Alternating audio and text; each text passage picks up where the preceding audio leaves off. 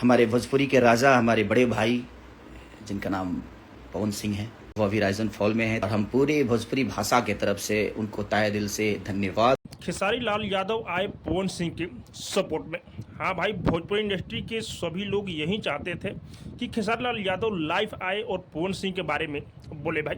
हाँ भाई, भोजपुरी का शेर power star Pawan Singh rise and fall show में गए हुए हैं, लेकिन सबकी नज़र जो है खेसारी लाल यादव पर टिकी थी कि क्या खेसारी लाल यादव सपोर्ट करेंगे, वोट के लिए बोलेंगे या नहीं बोलेंगे।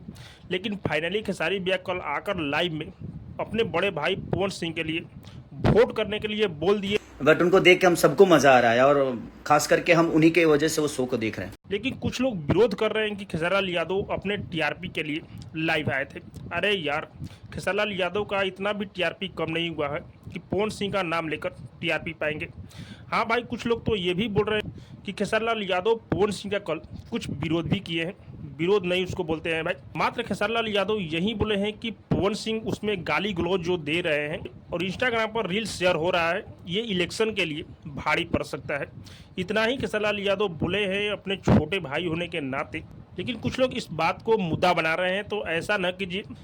खेसारी लाल यादव भोजपुरी इंडस्ट्री के भी सुपरस्टार हैं, अपने पवन भैया को दिल से मानते हैं और लाइव में कल आकर साबित भी कर चुके हैं। और खेसारी लाल यादव ये भी बोले हैं कि मैं अपने परिवार के साथ में ये शो देखता हूँ।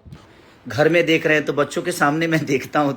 और पवन भैया जिस तरह से खेल रहे हैं, मजा आ रहा है भाई। बाकी आप सबको क्या लग रहा है कमेंट करके जो बताइएगा। और अब तक मेरे चैनल को सब्सक्राइब नहीं किए तो सब्सक्राइब कीजिए, लाइक कीजिए, शेयर कीजिए, क्योंकि मैं भोजपुरी का अपडेट आप लोग तक पहुंचाता रहता हूं।